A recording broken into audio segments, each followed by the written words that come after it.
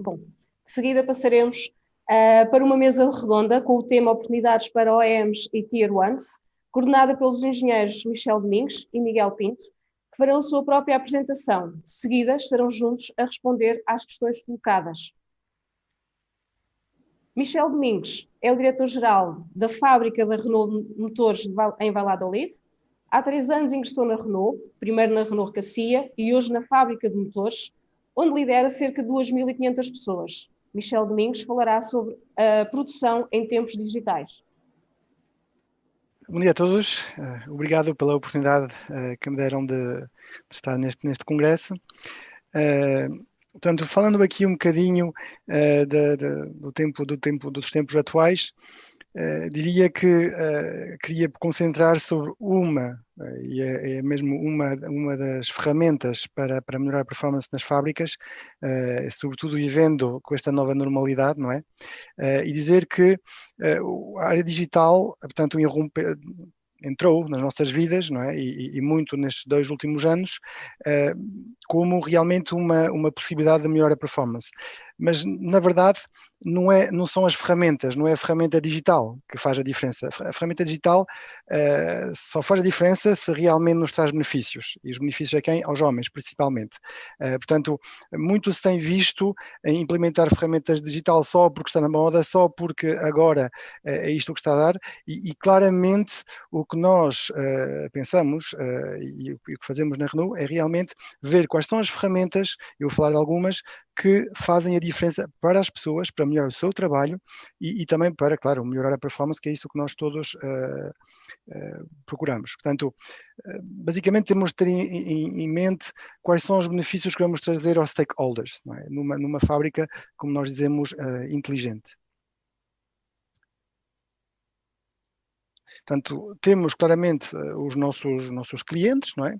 E aqui estamos a falar basicamente do cliente final, daquele que vai comprar o carro, o que é que realmente o digital vai trazer, a performance, e estamos a falar aqui, claro, do custo, porque não vamos mentir, o custo é também o que nós vemos quando nós vamos comprar um automóvel, os nossos fornecedores, isso é, quais são as relações que nós podemos melhorar com os nossos fornecedores e, claro, diria quase punha em número 1 as nossas pessoas, as pessoas que trabalham para nós, os nossos operadores nas linhas, as nossas FIAs, o que é que realmente vai trazer o digital para eles. E claro que dentro de uma comunidade, isto tem a sua importância, porque o digital também pode trazer realmente benefícios para o que está à nossa volta. E aqui, vou falar aqui de alguns exemplos do que é uma fábrica inteligente e de como se insere no seu ecossistema. Portanto, e aqui vou partir realmente dos nossos empregados. Portanto, uma das coisas que mais importa é claramente a segurança das nossas pessoas. E o digital vem aqui ajudar e muito a melhorar as coisas. Uma das ferramentas que nós estamos a implementar atualmente é tudo o que é detecção de pessoas, quando temos, como nós sabemos, meios de movimentação que são perigosos. São perigosos se nós juntarmos as pessoas e são as pessoas que estão a conduzir, são as pessoas que têm de ser desses meios, são pessoas também que por trás podem estar a ajudar a carregar caminhões ou a descarregar mercadorias e então, claramente, essas ferramentas permitem ter, por exemplo, uns tags, uns aparelhos que se põem na pessoa e no meio de movimentação e que vão detectar a pessoa. Também tudo o que é check, de tudo o que é segurança dos nossos meios de movimentação hoje, é feito através digital. Temos cada um dos nossos supervisores tem um painel digital ou um tablet onde vai fazer uma série de checks e poderá assim confirmar que o meio que vai utilizar está em boas condições. Outra coisa muito interessante, que também vem ajudar à segurança é a utilização de drones.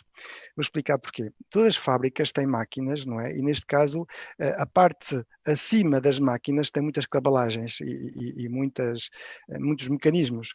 Até hoje, a única maneira de fazer a manutenção desses meios era através de meios muito, diria, artesanais, escadas ou estruturas, não é? Que são, vamos dizer, perigosas. E então o drone vem-nos trazer essa vantagem de poder conduzir essa inspeção dos nossos meios, a parte de cima, com drones. Isso é algo no qual estamos investidos, já fizemos parte da nossa fábrica este verão. Das fábricas da Renault já se está completamente a democratizar este meio. Também tudo o que é meios de detecção de fogo, mas pronto, isso diria é algo já muito comum. Temos uma ferramenta também que hoje está a ser completamente desenvolvida a 100%, aqui motores somos os primeiros a fazê-lo, que é, portanto, a gestão de tudo o que é indicadores por meios digitais. Estão presentes em cada UET, o que nós chamamos de UET, Unidade de Trabalho Autónoma, ou seja, é uma unidade alimentar de 10 a 20 pessoas e estes indicadores são seguidos da base, ou seja, do operário até à direção de maneira completamente automática.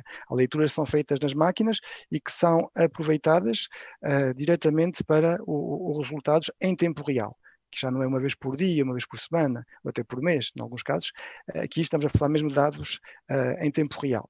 Também outra coisa interessante, pronto, somos efetivamente um grupo automóvel e então temos o que nós chamamos de car booking, isso é, nós temos carros à disposição dos nossos colaboradores que vão simplesmente reservar com o telemóvel. Muito simplesmente, e o próprio telemóvel se torna a chave automática para abrir e fechar o carro quando ele entrega. Também os quilómetros são lidos diretamente e assim o colaborador não tem quase nada a fazer para, a não ser, claro, prever que vai utilizar o carro. Claro que a realidade virtual também entrou na nossa realidade para nos ajudar, nomeadamente, a fazer tudo o que é, a prever as fábricas do futuro, não é? Porque estamos constantemente em mudanças com novas linhas a chegar, mas também para tudo o que é formação, sobretudo em mantenimento, em manutenção, desculpem, em manutenção das nossas máquinas.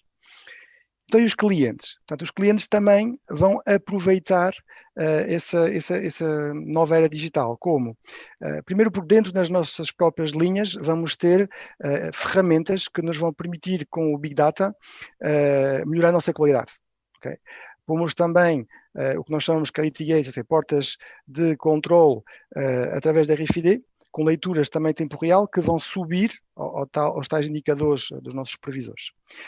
Temos, claro, vários sistemas de visão, de controle de visão do motor que estão nas linhas, como também tudo que é manutenção remota com os nossos fornecedores. Ou seja, já não precisamos de esperar horas e por vezes dias quando nós temos um problema numa máquina ou numa linha, fazemos a assistência diretamente em tempo real com os nossos fornecedores. E uma nova ferramenta de qualidade que, diria, tinha sonhado há muito tempo e que agora está realmente a ser implementada, que é uma ferramenta onde, quando o próprio operário vai ter vai ter, portanto, um problema na sua linha, e que nós chamamos de meter. Não consigo voltar, desculpem, à página anterior. Portanto, quando o nosso operário estava a dizer vão ter um problema na sua linha, vão visualizar diretamente a peça em 3D no ecrã e vão poder simplesmente clicar no lugar onde é que o motor tem um problema. Isso vai ajudar realmente toda a cadeia a montante a concentrar-se no ponto duro que têm e a resolver o problema. Isso tem trazido muito benefício, porque descobrimos que com essa ferramenta temos uma frequência de não qualidade em alguns pontos muito precisos do motor e que podemos realmente resolver mais rapidamente. Então, e a performance? A performance, como é que nos ajuda? Como é que a ferramenta digital nos ajuda? Claramente, estava a falar dos KPIs, temos a tal ferramenta e o tablet, que agora se democratizou completamente nas nossas linhas, que permite aos nossos colaboradores ver realmente como as máquinas estão funcionando em tempo real, mas também ver, como estava a dizer, os pontos onde têm de intervir. Para isso também temos, claro, o desenvolvimento da manutenção preditiva, que isso já é mais corrente, diria, no mundo industrial. E também temos aproveitado para digitalizar tudo o que é documento de formação e até, diria hoje, democratizar a formação por vídeo. Também permite, claro, neste tempo de Covid, fazer com que as pessoas estejam menos coladas umas às outras, menos próximas umas das outras. Também estamos a utilizar o que hoje também penso que na indústria se vê cada vez mais, são os tais AGVs, ou seja, veículos autónomos que vão levar as peças de um ponto A a um ponto B. Não é? E uma última coisa que nos ajuda muito também na performance é que essa coisa de dizer que nós temos uma visão em tempo real dos problemas e dos KPIs também tem a sua parte colaborativa com o operador, ou seja, o operador vai ter um sistema que nós chamamos de Operator Help Call, que permite ao operador, quando tem um problema muito rapidamente em qualquer parte da fábrica, chamar um supervisor que vem ajudá-lo e que vai ter um verdadeiro papel de coach na resolução do problema. Finalmente, os nossos fornecedores, com os nossos fornecedores estamos a desenvolver um conjunto de ferramentas nas quais vai ser um ponto muito importante a geolocalização das nossas peças. Seja no caminhão, seja dentro da nossa fábrica, atualmente já temos um sistema que nos permite geolocalizar onde estão os nossos contentores. Claro, isso é acoplado a um tracking RFID que lê também internamente os contentores, ou seja, ou as caixinhas de peças, e vai nos permitir claramente saber onde estão as peças, mas não só. Isso é, das próprias linhas onde é que essas peças são consumidas, temos também o e-paper tag, que também é uma leitura onde é que a própria peça é localizada e que quando é consumida é lida diretamente ao motor, ou seja, temos uma traçabilidade finalmente do fornecedor até ao próprio consumo das peças que permite saber, em caso de problema, obviamente, quando a peça foi introduzida no motor, mas também que permite ter um seguimento muito mais preciso do nosso inventário constante e do fluxo de peças. Isso são algumas, obviamente não falei aqui de todas, mas são algumas das ferramentas que permitem simplificar a vida das nossas pessoas dentro das nossas fábricas. Também, claro, isso não se faria sem as pessoas, mais uma vez, e insisto, porque são elas que são os primeiros clientes, são elas também que fazem a diferença, e então, para realmente fazer com que as pessoas entendam o que é o digital e não vendo isso como algo de pesado ou mais uma moda, como estava a dizer, criamos uma comunidade onde é que as pessoas, qualquer pessoa, do operário ao manager, está chamado a poder intervir, onde é explicado realmente como se introduz o digital, e tem aqui uma fotografia de grupos de trabalho que são feitos e que são um mix mesmo de todo o tipo de colaborador que nós temos, e tivemos algumas melhorias que já foram realizadas, que saíram desses grupos de trabalho e que, mais uma vez, a diferença, sobretudo aqui em motores, e a fábrica de motores é conhecida no grupo Renault por isso, onde é que as pessoas têm uma atitude de melhoria e de performance que é realmente fora do normal. Isso não se faz sem uma boa comunicação. É mesmo muito importante envolver as pessoas, porque, claro, como dizia, estas melhorias é para o bem delas e, claro, para o bem da fábrica. Para concluir, diria que atualmente muito se fala, por causa do Covid, por causa da crise que aí está, de subsídios, de ajudar as pessoas, e cada vez mais estou ouvindo aqui que o que nós devemos fazer é repensar as nossas indústrias, reindustrializar claramente os nossos países, porque muito dos nossos produtos saíram da Europa e foram nomeadamente para os países da Ásia, não é? Temos tudo aqui nos nossos países para voltar a fazer bem, e a indústria 4.0 tem vindo a mostrar isso mesmo. Começou, sabemos, na Alemanha, e tem vindo a mostrar que não é o nosso custo de produção homem que realmente é uma desvantagem, é sim uma desvantagem quando nós não apostamos em ferramentas que claramente vão ajudar as pessoas e melhorar a performance. Obrigado.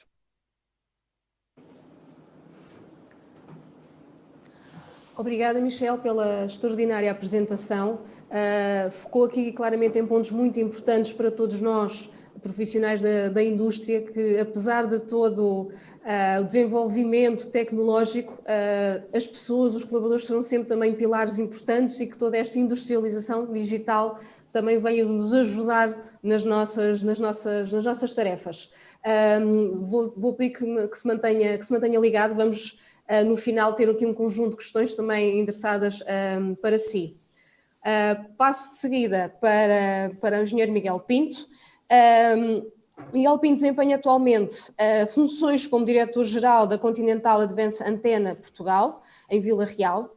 A sua atividade profissional tem estado ligada a várias multinacionais em setores como energias renováveis e indústria automóvel, com cargos de gestão de qualidade e de direção industrial. Desempenha ainda funções como presidente do Conselho Consultivo da AEP, da Associação Empresarial de Portugal. E passamos agora a voz a Miguel Pinto. Bom dia, Miguel. Bom dia. Obrigado ao OP pelo convite. Um particular cumprimento ao Michel, ao meu amigo Michel Domingos, que foi meu antecessor aqui na Continental. Temos uma excelente relação, é sempre um gosto vê-lo. Agora ele está mais distante, mas vamos mantendo o contacto. Eu não sei se deverei ser eu a fazer o share do screen ou serão vocês diretamente. Se calhar eu faço.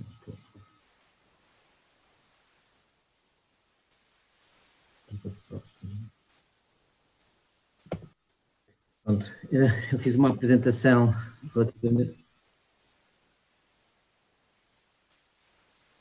Perdão?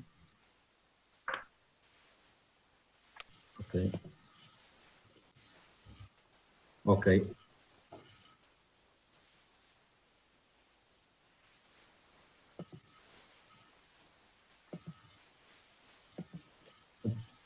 Farei uma apresentação relativamente breve. Nós fazemos parte do Grupo Continental. O Grupo Continental tem 5 divisões. Nós estamos na divisão de interior, agora chamada VNI.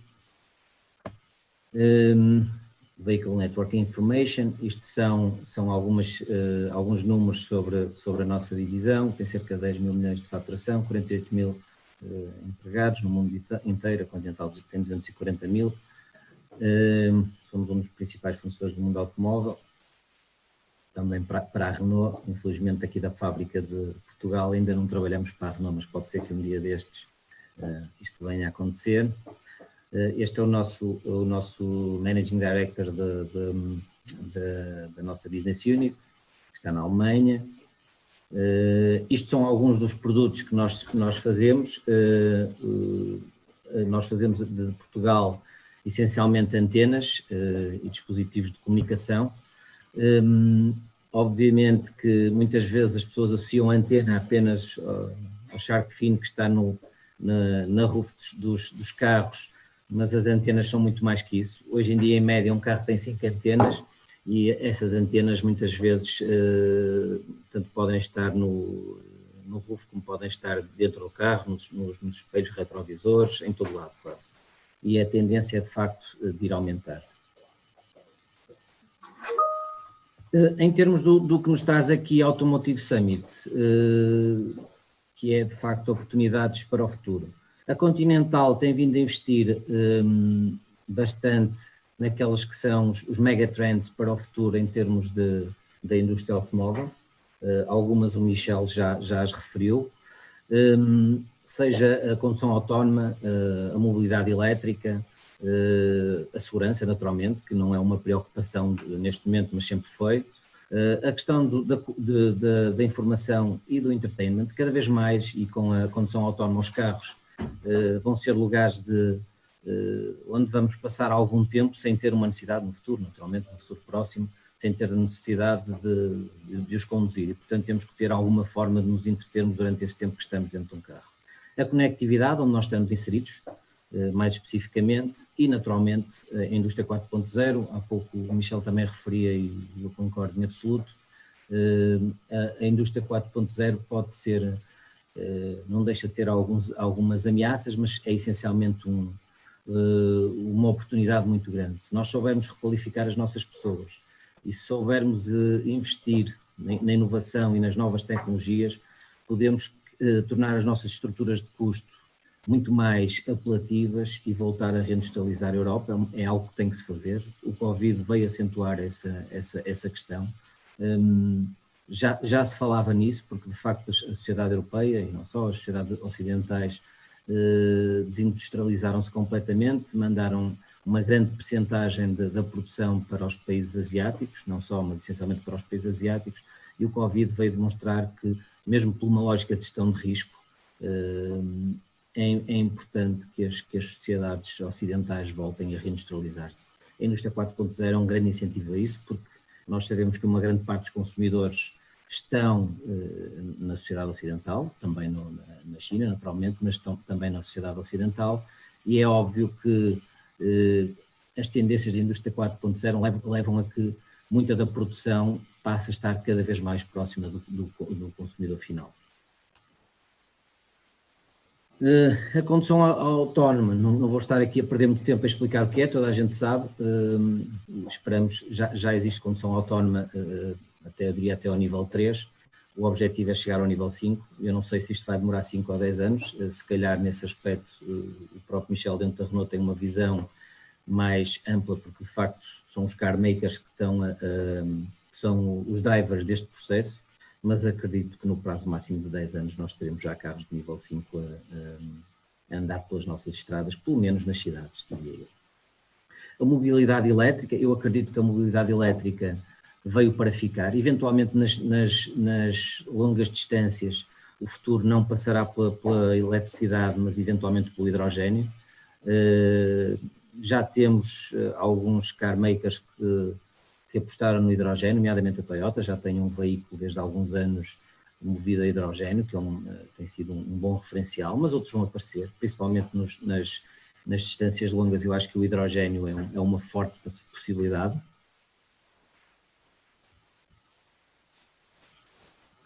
A segurança também não me iria deter muito aqui, porque foi sempre uma preocupação da indústria automóvel, e não só, mas em particular na indústria automóvel, na indústria aeronáutica e aeroespacial, porque de facto implica riscos muito graves. E mais recentemente a questão da informação e do entertainment, porque com a tendência que existe para os carros serem cada vez mais autónomos, nós vamos ter necessidade de fazer alguma coisa dentro dos carros e, portanto, os consumidores começam a exigir cada vez mais neste âmbito. Especificamente, para acabar e para concluir, para nós que estamos no negócio da comunicação, o V2X será de facto um nome que vamos ouvir falar nos próximos anos, a comunicação Vehicle to Everything. Porquê? Porque para potenciar a condução autónoma, o veículo vai ter que estar em comunicação com toda a infraestrutura que está à volta, com os outros carros, de forma a que seja feita em segurança e, portanto, vai precisar, até com a chegada do próprio 5G, que vai acelerar as próprias comunicações, vai precisar de estar em comunicação constante com toda a infraestrutura e com os veículos que estão à volta e, portanto, vão precisar cada vez mais de ter antenas e dispositivos de comunicação, e é aí que nós entramos, sabemos fazer bem e estamos no mercado exatamente para isso. Aqui aqui eram só alguns exemplos do número de veículos que eram vendidos em 2015 e que estavam conectados, normalmente um em cada 4. Se olharmos para o futuro, para 2025, a relação vai ser exatamente oposta, já vão ser 3 em cada veículo. Naturalmente que eu acho que isto são apenas previsões e que provavelmente poderá até ser acelerado ou não, mas são previsões que são apontadas neste momento. Alguns dos aspectos essenciais da indústria 4.0, eu iria-me só deter rapidamente em algumas coisas que nós estamos a fazer nesse aspecto, desde o machine learning a uma ferramenta MES, que também já temos implementada, há realidade virtual como ferramenta para a aprendizagem dos nossos operadores, antes de irem para o shop floor.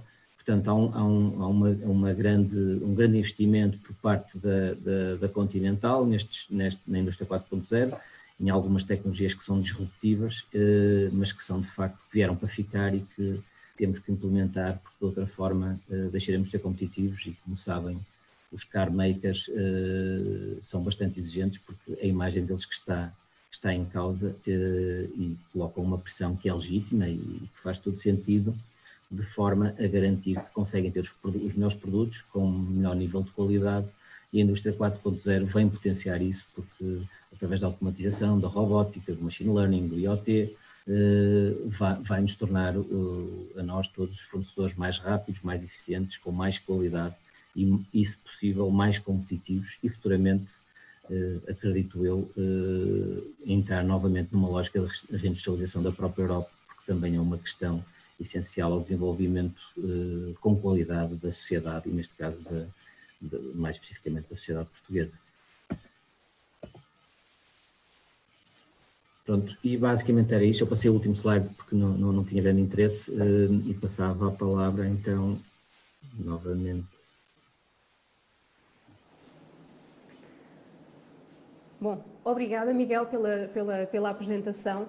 Antes de mais, deixo aqui a todos os participantes que estão ligados no canal YouTube que nos façam chegar as vossas questões também, enfim, algum tema ou algum ponto que foi referido nas apresentações. Portanto, há um chat onde podem colocar as vossas questões para que possamos passar para os nossos oradores.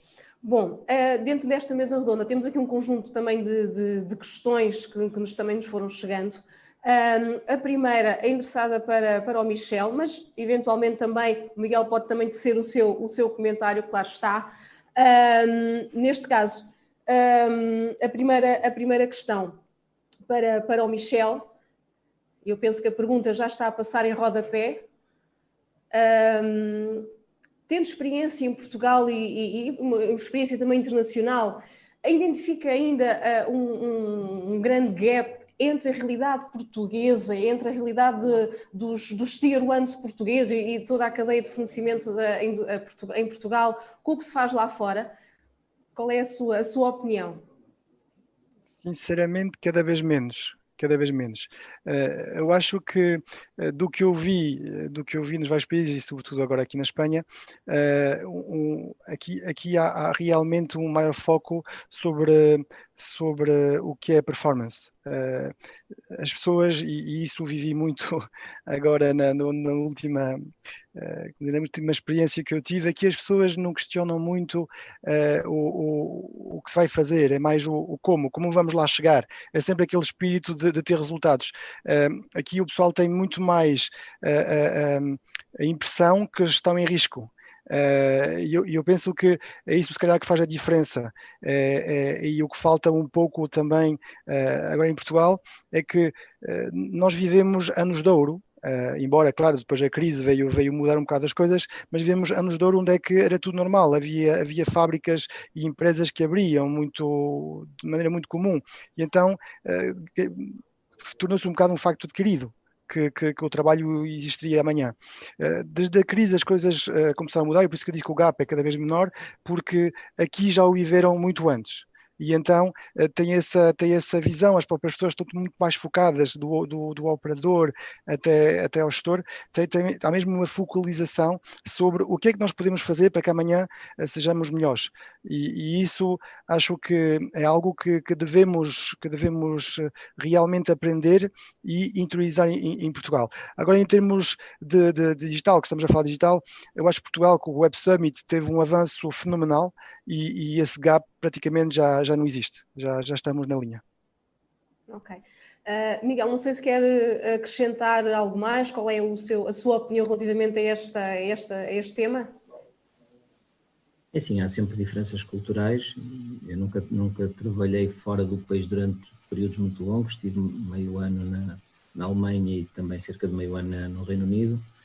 Há diferenças culturais, normalmente, mas eu acho que de facto hoje, e em particular nas empresas multinacionais em Portugal, nós temos resultados ao nível dos melhores da Europa, não é? E portanto é óbvio que com o respeito pela diferença cultural, quando a gestão é boa, existem condições, há investimento, acho que os portugueses têm capacidade para fazer coisas boas e nós temos muitos exemplos. Naturalmente, por vezes, eu noto em relação, em particular, aos alemães, os alemães têm uma tendência para trabalhar mais em equipa do que propriamente, às vezes, os latinos, que são um bocadinho mais individualistas. Têm vantagens e têm desvantagens, mas eu acho que, de facto, com boa gestão, com um investimento suficiente, se consegue desenvolver projetos ao nível dos melhores do mundo em Portugal. Portanto, isso acho que temos todas as condições para fazer bem. Ok. Mais uma questão para o Michel. Sendo a fábrica de Valladolid uma fábrica de motores para uma OEM, mas também um Tier 1, que dificuldades, mas também que oportunidades identifica estando neste patamar? Que oportunidades em termos de quê? De crescimento, de implementar novas metodologias. É o tema que falámos da industrialização, da industrialização digital também. De algum modo, será um benefício estar nesta posição da cadeia? Sim e não. É obviamente que estar no último ponto da cadeia e estar a fazer os carros, estar nas fábricas de montagem de carros, tem as suas vantagens, mas também tem as suas desvantagens. Isso é, uma fábrica de motores, e a fábrica de Valladolid de motores produz 40% do volume total do grupo, por isso é a maior fábrica de motores do grupo hoje. Tem as suas vantagens porque quando estamos aqui, portanto, muito próximo das fábricas de montagem, também vemos o que elas fazem melhor. É? E claramente o investimento vai primeiro para essas fábricas. Agora, em termos de mecânica, a fábrica de motores sempre teve uma posição de liderança em todos os aspectos de melhoria e inovação, como estávamos a ver, sobretudo agora no digital, mas em tudo o que é melhorias, a fábrica de motores sempre foi uma fábrica soube puxar e soube até introduzir melhorias nas fábricas de montagem de automóveis. O facto de ter esta posição numa fábrica de mecânica, temos a vantagem que o tempo não é o mesmo, eu já vou explicar. Numa fábrica de mecânica, e vivi-o como Tier 1, como dizia muito bem o Miguel há pouco, temos a vantagem deste lado de sermos bons observadores, tanto dos nossos fornecedores, dos fornecedores da cadeia toda, como também das fábricas de montagem. E permite-nos também, porque o motor tem um tempo de ciclo de montagem maior com o carro, embora isso possa parecer estranho, mas é mecânica, e então permite-nos também ter mais tempo a pensar a melhoria, para também tratar, como eu estava a dizer, e insisto, da vida das pessoas, que numa fábrica de montagem de veículos não tem tanto esse tempo. É um mundo onde cada segundo conta e onde é que a vida corre muito mais rápido, diria. Então, temos também o nosso papel a jogar. Nas reuniões que eu faço, porque, claro, estou inserido dentro do sistema industrial, onde falo muito com os meus parceiros, nomeadamente os clientes que estão aqui em Valladolid e Palência. Então, nesse sistema industrial, conseguimos realmente equilibrar as coisas, porque sem motores um carro não anda, obviamente, não é?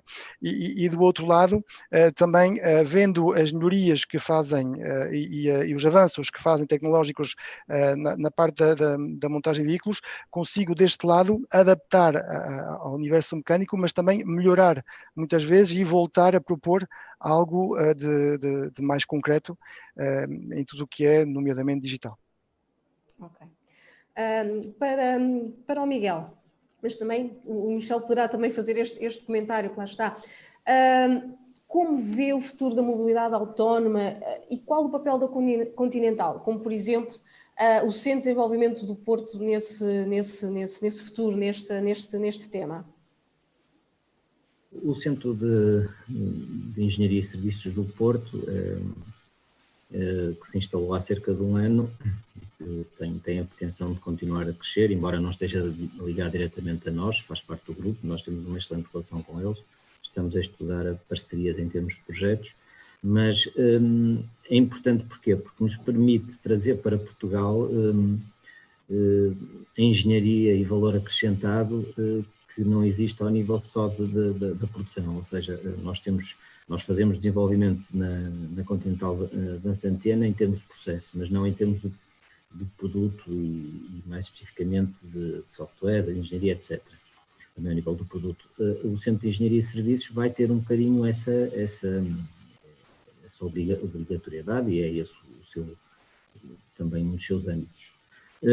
O que nós estamos a fazer mais especificamente aqui na Continental Advanced Antenna é criar e concorrer e criar projetos em conjunto com as universidades. Temos agora um projeto grande que ainda está em fase de aprovação, em particular com o TAD, mas não só, também está envolvida a Universidade do Minho, porque a Universidade do Minho já tem muita experiência mesmo com a nossa concorrência, e a Universidade do Porto, em que, digamos, definimos aquilo que é o nosso objetivo em termos enquanto fábrica do futuro, vamos chamar-lhe assim, ou seja, uma fábrica perfeitamente integrada com todas as tecnologias e ferramentas da indústria 4.0, todas eu não vou dizer porque quando se fala em indústria 4.0 é quase tudo, não é? É quase tudo, é de facto um ecossistema e portanto não direi todas, mas as principais no sentido de sermos competitivos. Porquê? Porque se nós não o fizermos, primeiro os nossos clientes, e no facto de estar na indústria automóvel, cheguei a falar muitas vezes isto mesmo com o Michel, os car makers, ao criarem expressão, também nos obrigam a ser melhores, não é? Obviamente que há dias mais difíceis, como sabemos os dois, não é? Mas obrigamos a ser melhores e nós temos que trabalhar nesse sentido para os nossos clientes e também para garantir que há investimento para o nosso país. No momento em que nós sabemos que com o Covid a indústria automóvel vai cair no próximo ano, já caiu bastante este ano, vai crescer em relação a este ano, mas vai cair àquilo que seriam as previsões para o próximo ano. Eu recordo que há 2 ou 3 anos atrás venderam-se no mundo quase 100 milhões de veículos, 98 milhões de veículos. Este ano vão-se vender à volta de 70 milhões e para o ano não deverão ultrapassar os 80 milhões. Claro que isto não é uma circunstância que acontece apenas derivada do Covid, já vem com alguns hábitos que estão a mudar dos próprios consumidores, nomeadamente os mais jovens, mas também devido ao Covid, e portanto tem que haver um ajustamento, e portanto temos que ser o mais competitivos possíveis, e ser o mais competitivos possíveis é tornar as nossas estruturas de custo o mais limpo possível e o mais eficazes possíveis. A indústria 4.0 vai nos permitir isso, não invalidando que os nossos recursos humanos, que são o fator mais importante, mesmo na indústria 4.0, aliás já se fala na indústria 5.0 com o objetivo de colocar, a sociedade 5.0, colocar o ser humano como centro desta transformação tecnológica. Têm que ser requalificados para poder assumir as especificidades que a chamada indústria 4.0, as novas tecnologias, este novo ecossistema nos obriga a ter. E é isso que nós estamos a fazer. Em particular, tem que se fazer também com os centros de excelência, que são o nosso SESC, por exemplo, o Centro de Engenharia e Serviços, mas também as universidades e mais alguns parceiros. É isso que nós estamos a trabalhar. Ok, obrigada. Espero não ter sido muito vago na resposta. Não, mas tocou num ponto muito importante. O futuro das fábricas em termos da indústria da 4.0 e já referiu da 5.0. Qual é que é a visão, neste caso para o Michel e para o Miguel, estando na indústria, qual será o futuro, qual será a visão desta indústria 5.0? que claramente as pessoas serão sempre um pilar fundamental das organizações. Qual é a vossa perspectiva? Qual é que é também a vossa opinião já deste futuro da indústria 4.0 e eventualmente já da 5.0? Miguel, queres começar ou começo eu?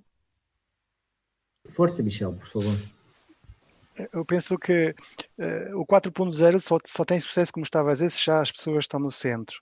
O que vem trazer o 5.0, o 5.0 que se está a falar, é a velocidade. Ou seja, ainda mais velocidade. Não falei nisso, mas aqui nós somos a primeira fábrica a ter um acordo com portanto, o operador telefónico mais conhecido em Espanha, que não vou nomear, e vamos implementar o LTE, quase o 5G, basicamente, na fábrica. E tendo isso, o que é que se vai passar? Portanto, já estamos a ver esse futuro aqui, é que toda esta questão de ferramentas que estamos a implementar dentro da fábrica faz com que a informação flui a uma velocidade completamente diferente. Ou seja, fala-se muito do teletrabalho também, não é? E cada vez mais estamos a lançar uma experiência onde as pessoas vão poder teletrabalhar em casa dois dias por semana, pelo menos, e o 5.0 é isso mesmo, é dar a oportunidade às pessoas a ter também um equilíbrio maior entre a vida profissional e a vida pessoal. Isso porque realmente o 5.0 vem trazer essa possibilidade. E dentro da própria organização, não imagino ter um diretor de fábrica em casa a controlar a fábrica, mas a verdade é que hoje em dia tenho as informações todas do que se passa na fábrica em tempo real no meu ecrã. Portanto, é também uma tentação muito grande que devemos como se diz, pensar antes e durante o seu acontecimento e também, se nós queremos realmente que as pessoas estejam no centro, assim dar e aproveitar com essa tecnologia um equilíbrio melhor às pessoas em termos de vida pessoal e profissional, mas também não esquecer, e isso, como dizia para os managers, estar e continuar a estar próximo das pessoas. Isso é, o facto de termos redes sociais muito desenvolvidas dentro da própria empresa com essa ferramenta não vem substituir o contato pessoal ou então vamos perder essa vantagem. Uhum. Miguel? Não sei se o Miguel quer acrescentar algo mais. Sim, eu concordo com o que o Michel disse. De facto, só colocava aqui uma questão que também ajudou a lançar esta questão do 5.0, que tem que ver com uma questão também de coesão social e até de preocupação mais no âmbito político, que é as pessoas começaram-se a assustar, até porque apareceram uma série de estudos que diziam que com a indústria 4.0 muitos empregos se iriam perder. Isto já aconteceu quando foi na primeira Revolução Industrial, na segunda, na terceira e na quarta não podia deixar de acontecer, as pessoas têm receio, é normal. Eu acredito que o que vai acontecer vai ser o inverso. Claro que vamos ter que ter pessoas diferentes, mais qualificadas, mas que vai acontecer o inverso, que a indústria 4.0 vai ajudar a criar mais empregos, mas é óbvio que a indústria 5.0 coloca a tónica da velocidade, como dizia o Michel, e também a tónica do ser humano no centro desta revolução industrial, porque também é preciso demonstrar às pessoas que, se de facto estamos a dar um salto qualitativo em termos tecnológicos e ele não vai trazer benefício para o ser humano, é pelo contrário uma ameaça, então não faz sentido. E eu acho que a 5.0 vem um bocadinho desmistificar essa lógica. Estamos numa mesa redonda com o tema de oportunidades e desafios para as OEMs, para os Tier 1s, para toda a cadeia de fornecedores. Que oportunidades e desafios vêm-se agora para o próximo ano, para os próximos anos, para esta indústria? Qual é a vossa perspectiva relativamente a estes desafios e oportunidades que se adivinham? Não sei quem quiser começar a comentar. Miguel, desta vez deixo-te a ti, como Tier 1. Obrigado. É assim, há de facto desafios, mas que eu acho que se podem transformar em oportunidades. Há uma queda acentuada em termos da venda de veículos, como há pouco eu referi, que tem que ver com a questão do Covid, mas também tem que ver com o facto dos hábitos, principalmente das gerações mais novas, estarem a mudar. Hoje as pessoas mais novas veem a mobilidade de uma forma diferente do que nós víamos no nosso tempo. Eu quando fiz 18 anos, quis tirar a carta e arranjar, e o meu pai deu-me um carro já com pai 15 anos para eu andar todo entretido, portanto acho que era uma ambição que quase todos tínhamos. Hoje em dia os jovens já veem isto de uma maneira diferente, hoje preferem usar o Uber, preferem usar uma trotinete elétrica, portanto a mobilidade está a mudar. Para o bem da pegada ecológica, se calhar para o mal de nós os dois, vendemos menos carros, ou melhor, Michel vende menos carros e eu vendo menos antenas, há aqui uma relação direta. Agora, acho que temos que, há de facto oportunidades que têm a ver com esta inovação disruptiva que está a acontecer, seja na eletrificação, seja no aspecto das comunicações. Nós, felizmente, no próximo ano iremos crescer mais um bocado, porque estamos numa área que felizmente está a crescer, que é a área da comunicação, mas percebo que no caso dos setores tradicionais vão ter que se reinventar, porque são vendidos menos carros, naturalmente vão ser vendidos menos pneus, naturalmente vão ser vendidos menos chassis, portanto os setores mais tradicionais vão ter que se reinventar para poderem ser cada vez mais competitivos, e é isto que eu acho que nós vamos ter todos que assumir como um desafio. Michel. Sim, concordo plenamente, mas também há aqui uma coisa importante, é que não vamos, portanto, há setores, há tier ones que claramente já se estão reinventando, porque entraram, por exemplo, em tudo que é hidrogénio, em tudo que é baterias, e tudo que é já veículo elétrico, sem falar do autónomo, que o Miguel está empenhado agora, é óbvio. Mas também sabemos que alguns, se não se reinventarem, não é? Se não forem para essas novas áreas, não terão como sobreviver amanhã.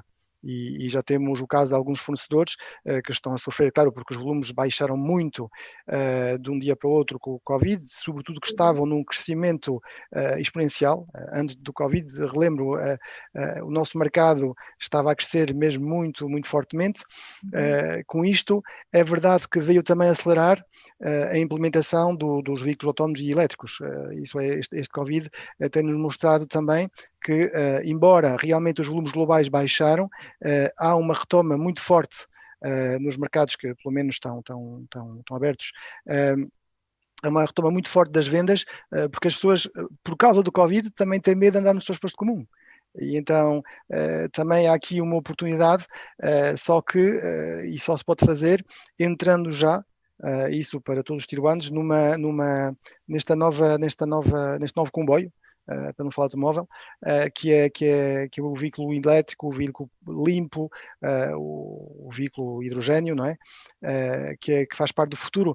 Só para dar um exemplo, em termos da Renault, estamos a lançar agora um novo veículo híbrido, e não é para fazer publicidade, cuidado, mas só para dar um exemplo, aqui em 3 meses, não é? A parte desses veículos híbridos passou de 0 a 1/4 dos veículos que estão a vender no mercado, em 3 meses. Portanto, isso mostra bem como dizia, e muito bem o Miguel, isto é disruptivo, e de um momento para o outro as coisas mudam muito, muito rapidamente. E os tier ones, só se adaptando, é que conseguirão realmente sobreviver. É muito claro. No último comentário do Michel, vêm os vossos fornecedores também, a cadeia de fornecedores, com essa capacidade de se adaptarem, ou que de algum modo também poderá ser um risco? Às vezes os fornecedores, não tanto a nível de grupos multinacionais, mas fornecedores nacionais que eles existem, vêm aqui, de algum modo aqui alguns riscos para as vossas organizações nesse sentido também? Sim, é muito claro, e eu penso que não dou dúvida nenhuma quando digo que toda a gente sabe o que está a passar em Barcelona, não é? E na região de Catalunha. Há aqui, portanto, uma empresa grande, uma fábrica grande que vai sair dessa região. Há um efeito dominó nos fornecedores, e atualmente estamos a reviver o que vivemos durante a crise de 2009, que é uma concentração dos fornecedores. Por isso, sim, alguns não estão a conseguir realmente transformar-se. É um risco também para nós, porque podem fazer a fábrica parar durante uns dias. É óbvio que em grupos como os nossos, em OEMs, temos sempre planos B, senão não sobreviveríamos, porque infelizmente não acontece só durante o Covid, também acontecia antes. Agora, claro, há uma aceleração por causa da crise, e esse risco tem de ser muito bem pesado, mas essa gestão do risco também já é feito a quando se desenvolve um veículo. Nunca se aposta unicamente num fornecedor único. Miguel, não sei se quer comentar. Não há muito a acrescentar em relação ao que o Michel disse, até porque ele sendo, não é o consumidor final, mas o car maker, tem uma visão naturalmente muito alargada sobre esta questão. Bom, não existindo mais questões, muito obrigada a ambos pela disponibilidade, pelas apresentações.